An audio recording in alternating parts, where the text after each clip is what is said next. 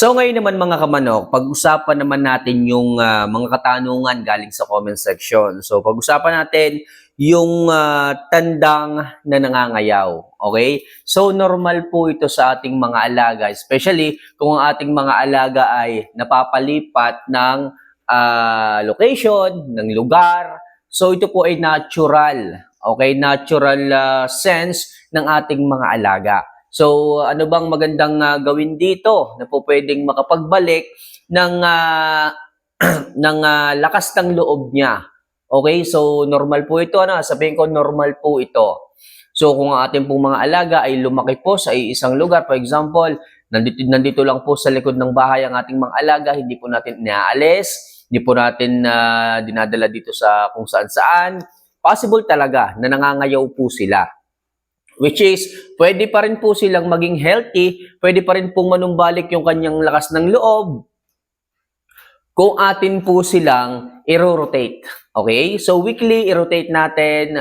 For example, ngayong linggong ito, dito po sa harap ng garahe. So, next week, ilagay natin doon sa may puno ng santol. Next week, dito po sa harap ng, malapit sa puno ng mangga. So, ganun po ang gawin natin mga kamanok. So, ang ating po kasing mga alaga ay territorial po yan, natural po yan sa kanila. Sa mga manok, natural po yan. So, may magagawa po tayo para maging healthy, manumbalik yung kanyang bloom, yung kanyang healthiness, yung kanyang ganda. Okay, kasi po, pansinin nyo, pag po napalipat ng ibang location, ng ibang place, yung ating pong mga alaga na parang healthy, pagdating nila doon, parang nanliliit po sila. Normal po yun. Huwag po kayo mag-alala. Normal po yun. Pero kung sila po is masasanay sa ganung klase ng sistema, pauli-uli sila, papalit-palit sila, muli pong babalik ang kanilang healthiness.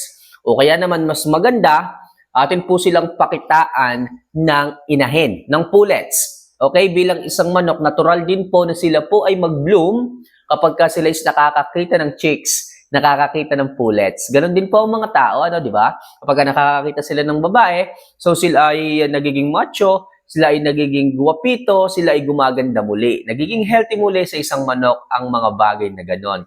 Kaya mabuti mong gawin is i-rotate mo siya ng location at the same time, isabay mo na rin na bigyan sila o pakitaan sila ng mga pullets. So makakatulong yan mga kamanok para ang inyong mga alaga ay muling lumakas ang loob, maging healthy at mas maging maayos sila. Kasi po kapag po talagang dyan sila lumaki for the rest of their lives, simula nung sila is inyong ilagay sa tipi, nung sila is 4 months old, hanggang sila is naging 4 years old, nandyan lang sila, possible, magiging ganun po yung kanilang behavior, which is normal po yon.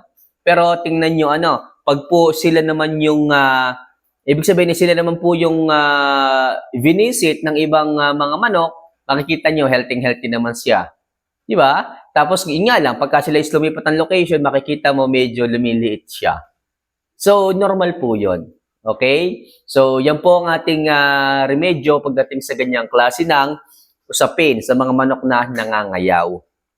Yung pangalawa natin topic, mga kamanok, is nalaglagan ng balahibo. Okay? So mga kamanok, kung kayo is may ginagayak, tapos bigla pong nagpatak o nalaglagan ng primary feathers, pag sinabing primary feathers, yung pong malalaki pong hibla ng balahibo. Hindi po yung maliliit, hindi po yung mga nasa pulok na ganito. So yung malalaki po, yung sa buntot, yung mahaba, yung lawi, o kaya yung mahabang ganyang kahaba, isang dangkal, sa bagwis, ganun din po.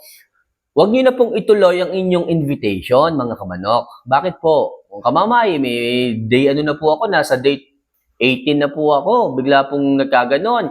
Hindi na po pwede nating ituloy.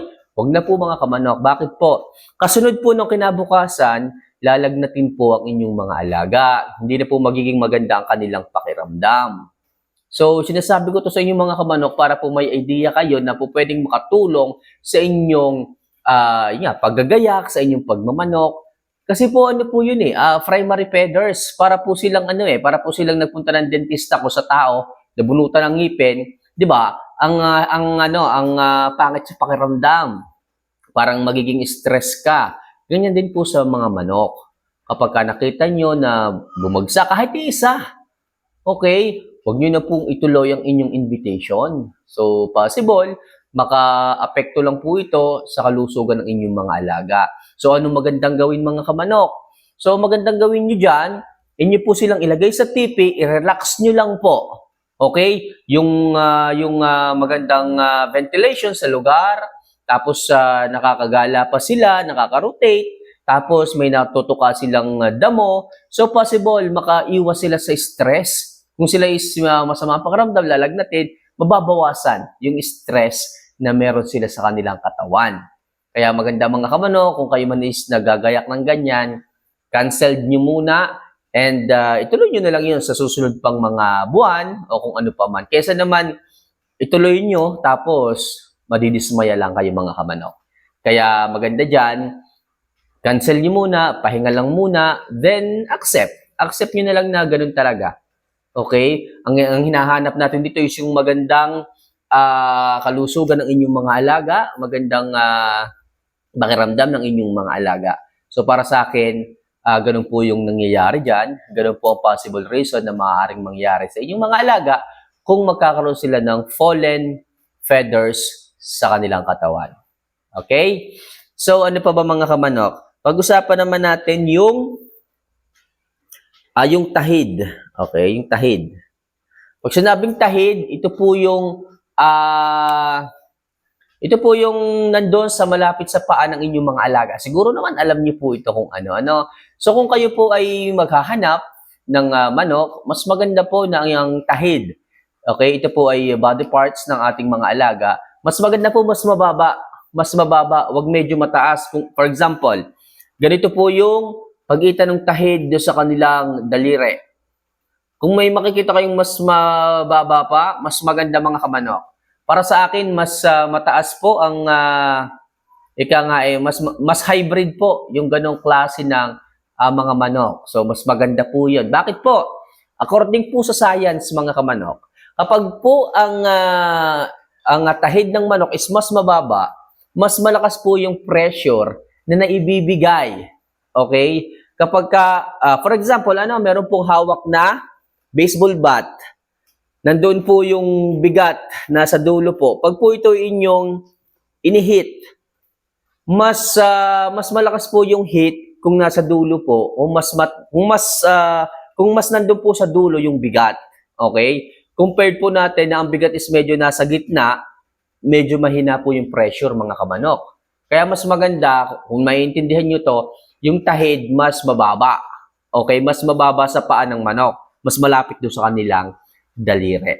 Okay? So, mga kamanok, sana kahit pa paano makatulong itong ating mga dinidiscuss ngayong gabi. Mga tips, mga simpleng tips lang po pagdating sa pag-aalaga. Sa paraan ko, possible makakatulong ito upang maging healthy inyong mga alaga. And syempre, para magtagumpay kayo sa inyong pagmamanok.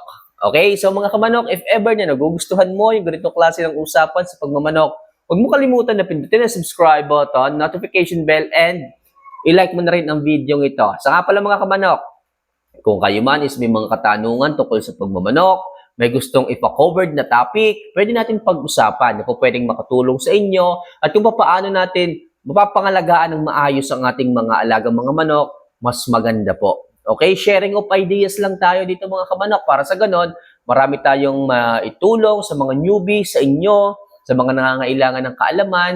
So, maganda po itong platform na to pagdating sa pagmamanok. Okay, so paano mga kamanok? Hanggang dito na lang muna ang ating magiging topic ngayon. Nakatatlo naman tayong topic. Okay, sana ay madagdagan pa ito. So, see you for our next vlog. I'm sure marami pa ako may share sa inyong ilang mga tips. So, see you for our next vlog. Mag-comment naman kayo para naman malaman ko kung marami pa tayong mga supporters na sumusuporta sa ating mga videos na ginagawa. So, paano mga kamanok? Paalam sa inyo.